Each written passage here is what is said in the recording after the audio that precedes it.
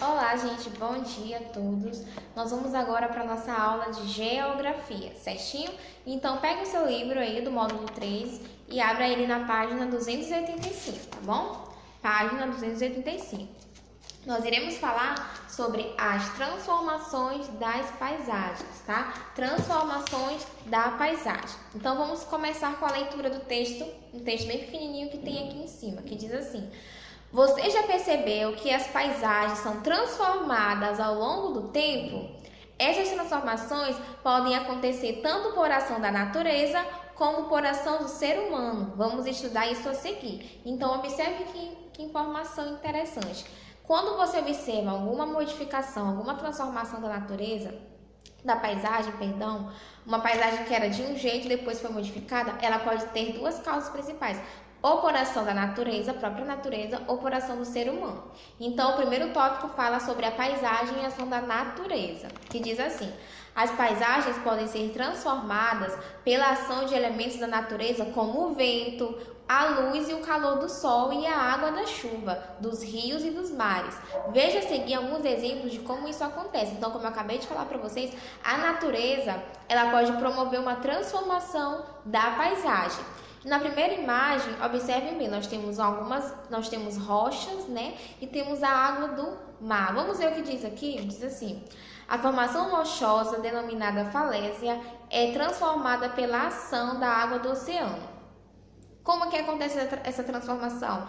Ao colidir constantemente com esses paredões de rocha, as ondas do mar causam seu desgaste, conforme retratado na fotografia ao lado, em Natal, Rio Grande do Norte. Então, as águas, elas colidem constantemente com os paredões da rocha e isso vai desgastando as rochas, certo? Então, aqui é uma transformação ocasionada pela natureza.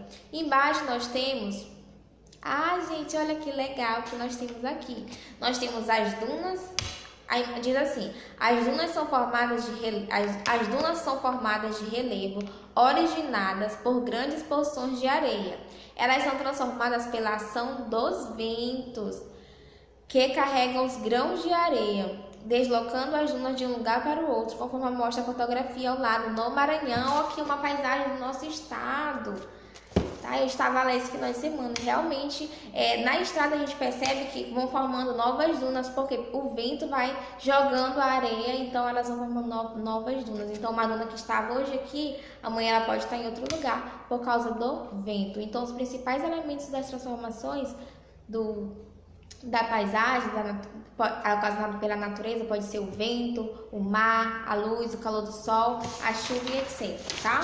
Então, agora nós vamos ver a paisagem e a ação do ser humano. Como é que o ser humano pode modificar e ocasionar a transformação da paisagem? Diz assim: o ser humano também transforma as paisagens para atender às suas necessidades, como no cultivo da terra para alimentação, construção de estradas para a circulação de veículos e construções de casas para a moradia. Então, o homem ele pode fazer tudo isso. Criar uma estrada ali onde tinha só mato, pode ser transformado em uma estrada. Um lugar onde tinha muitas árvores pode ser modificado para ter várias casas e assim sucessivamente. Diz assim: transformações e permanências na paisagem. Ao observar uma paisagem, podemos identificar elementos que trazem informações sobre épocas diferentes, pois muitos deles permanecem na paisagem, enquanto outros são transformados ao longo do tempo. Isso é muito comum em cidades que possuem edificações antigas em meio a moradias, prédios e outros elementos construídos recentemente. Os elementos mais antigos da paisagem mostram como as construções eram feitas, quais materiais eram utilizados e de que maneira as pessoas usavam cada ambiente. Já os elementos mais recentes sinalizam a necessidade de novas construções com outras funções e como o modo de construí-las e utilizá-las foi se alterando.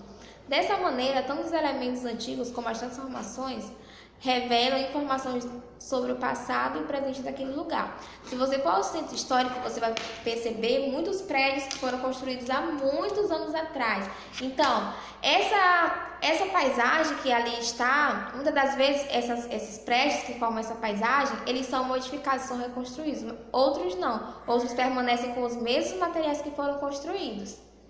Aqui nós temos a fotografia ao lado que retrata Belo Horizonte, Minas Gerais, em 2016.